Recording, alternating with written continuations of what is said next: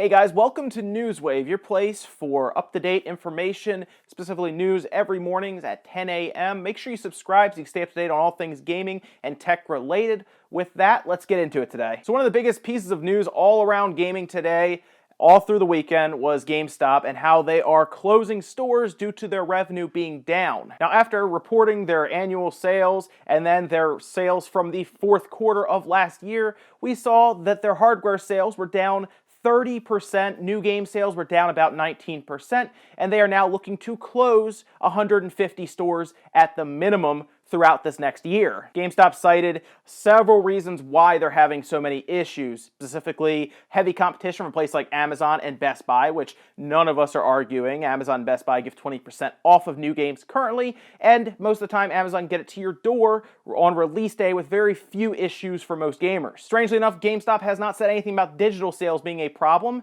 despite that more than likely cutting into their sales as well, since most gamers are now opting to download straight from Sony and Microsoft instead of take the trip to the store, pick up the game from GameStop, and come back. This is essentially cutting out the middleman that GameStop has become. Now, GameStop still has over 6,000 stores worldwide, so they're not in any trouble at this time.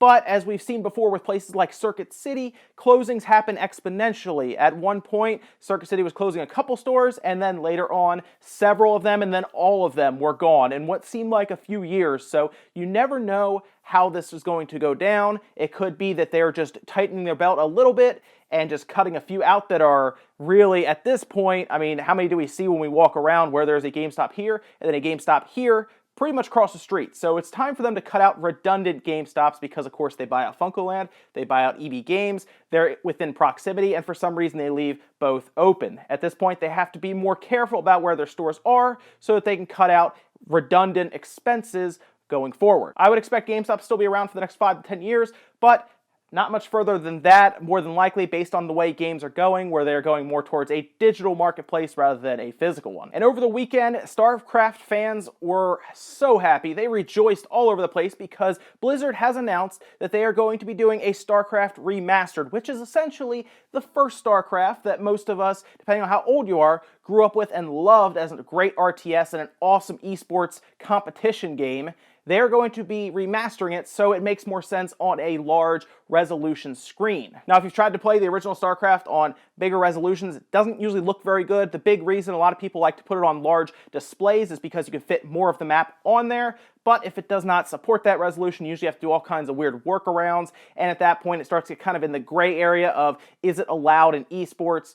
And they're going to fix that completely with a StarCraft Remastered that will launch, supporting up to 4K visuals where it won't look super blurry. You'll just fit more on the screen, which is great. All we know so far that it is launching over the summer. We don't have an exact date yet or a price point, both of which will be important. I would assume Blizzard would be announcing that sometime in the next couple weeks because summer is coming up pretty quick. And in an interview with Fox News, as part of their Fox Games segment, I assume that's just something they're trying to do now towards video games because, of course, video games have become much more mainstream since Fox was extremely popular years and years ago. Anyway, they decided to have a full interview with Reggie, fils-ame, of course, president of Nintendo of America and big spokesperson that we see all the time, especially here in the States.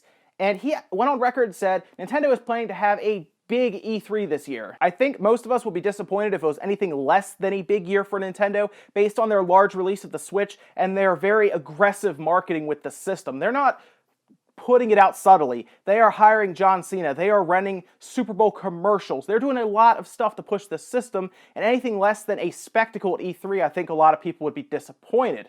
Now, it has been shown their floor plans being almost as large as Sony's and doubling the Xbox and Microsoft's booth. But keep in mind, Microsoft is planning to have a Scorpio announcement off-site on that Sunday. So that would, of course, limit some of their booth space since they're going to be running out another venue as well. So now at this point, most of us are trying to figure out what games are going to be at E3 for Nintendo. And I'd like to hear what your guys' thoughts are on that down in the comments below. I think most of us are hoping for the basics. Of course, we want to see Metroid. As much as it may not be a big system seller, I think a lot of us are desperately hoping that Metroid is there because we've heard so much stuff and Retro Studios is working on something. They're working on something. I think a lot of us are hoping it's Metroid. Of course, you'll hear a lot of other people with Pokemon, which is important, Monster Hunter. The list goes on because Nintendo has done a great job over the past 30 years of building up IPs that everyone's excited for and that they mostly own the rights to. I mean, at this point, the ball is in their court. They can take any one of their IPs off the shelf, put it in front of us at E3, and if it looks good, we'll probably buy it. And a lot of people, depending on which one it is, whether it's a Metroid or Pokemon, will buy a system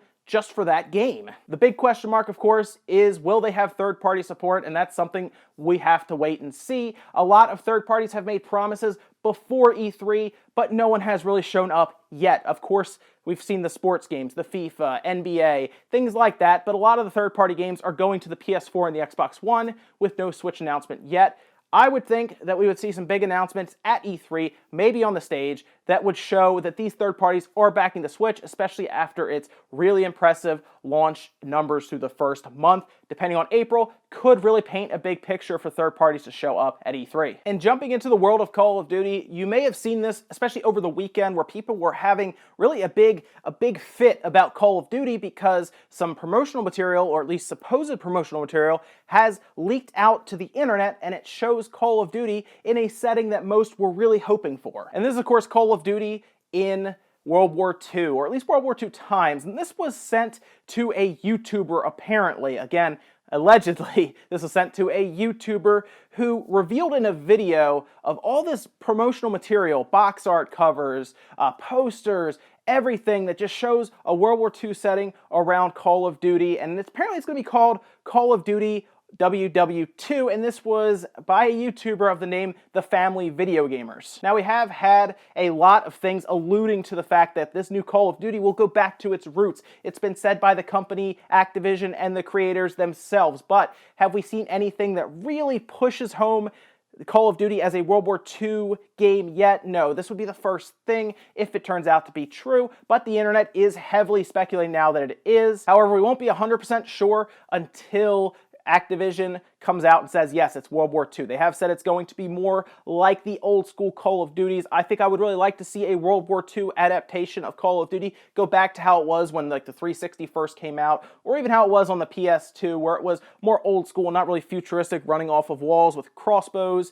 And I would be much more excited to see what they can do with these newer systems in a time that's much more gritty and dark. Battlefield 1 was really cool. I liked their look at that kind of combat, and I think Call of Duty might actually be able to do a better job overall. But we're still a little while away from when they would probably announce it. We might not even see it till E3. I would expect them to at least get the idea out before E3, possibly in like May, and then show up to E3 in mid-June with some actual gameplay, but we'll have to wait and see what Activision's ideas and their plans are for Call of Duty. And on Sunday, Atlas showed their big live stream, the one that was going to show off a bunch of their games coming out in 2017, and for the most part, they delivered. Now, they did spend a good chunk of the stream doing things like showing off Radiant Historia, Etrian Mystery Dungeon 2, and then a few others. They showed a lot of gameplay, a lot of developer talk, but then at the end, when they were going off air, they showed a very interesting teaser trailer. Now, the teaser you're seeing here was only about 11 seconds. That was it. It didn't show a lot,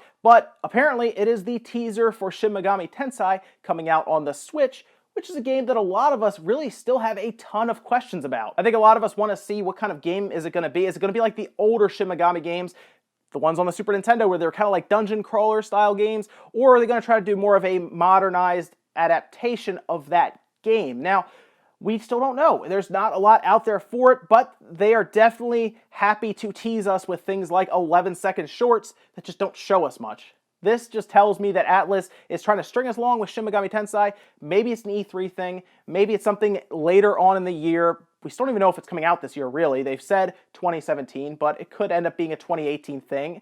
However, at least they are keeping us on the hook with little teasers like this. I would just like to see some gameplay and see where we're going with this game. And tomorrow's Tuesday, which means new games. Tuesdays are usually good release days along with Friday, so tomorrow we have out Snake Pass, which a lot of us probably have been looking forward to because it is a cross-platform game between PS4, Xbox One, PC, and the Switch. We don't have a ton of those yet, so expect a lot of visual comparisons between the Switch and its other cousins. We also have out Kingdom Hearts 1.5 and 2.5, the US, and I assume other the rest of the world version, aside from the one we had in Japan, which was very buggy. I'll be curious to see if they addressed any of those bugs before it comes out here in the United States and other places. Next up, we have DLC for both Dark Souls 3, The Ringed City, and then Final Fantasy 15 Episode Gladio, both of which are just DLC downloads. Should be able to get them in the marketplace tomorrow. And the last one up is Major League Baseball The Show 2017, or MLB The Show 2017, depending on how you like to say it. It's coming out tomorrow, and of course, it is the baseball game to get for the year because Sony pretty much has that on lockdown. 2K has not made a game since 2K13, and competition does, I still think, hurt the video game industry. I think Madden, with their monopoly on it, and now The Show with their monopoly, makes either side get kind of lazy. Now, we'll have to see reviews come out. They do have Ken Griffey Jr. on the front of this cover, and we've seen glitches that are terrifying. Hopefully no one runs into that, because I could see that really disturbing a little kid for a long time. But we'll have to see what the reviews are for this game. Hopefully it's a good baseball game. Baseball season's getting started. I'm excited to see how things go, although based on the Phillies, it probably won't be a great season for me. And that's it for Newswave today, guys. Make sure you comment, like, and subscribe, especially if you're new here, so you can keep up to date on all video game news. Every morning at 10 a.m. we have more Newswave, so definitely check back. Let me know what you think about anything that's coming out this week, especially Snake Pass. I think a lot of people have been really looking at that. It's an interesting type of game. It's not the same type of platformer that you see. It's actually a platformer you cannot jump in, so that's interesting. Let me know what you think about GameStop's closing. Maybe you're really excited for Starcraft Remastered because you played it when you were younger, or you still play it now and you'd love to get back into it and really make a run at that competition scene with the big resolution monitors. Or maybe you're excited about Nintendo's E3 this year. Let me know what games you have in mind for Nintendo at E3. And definitely, like I said, check in every morning, 10 a.m. I will see you guys next time.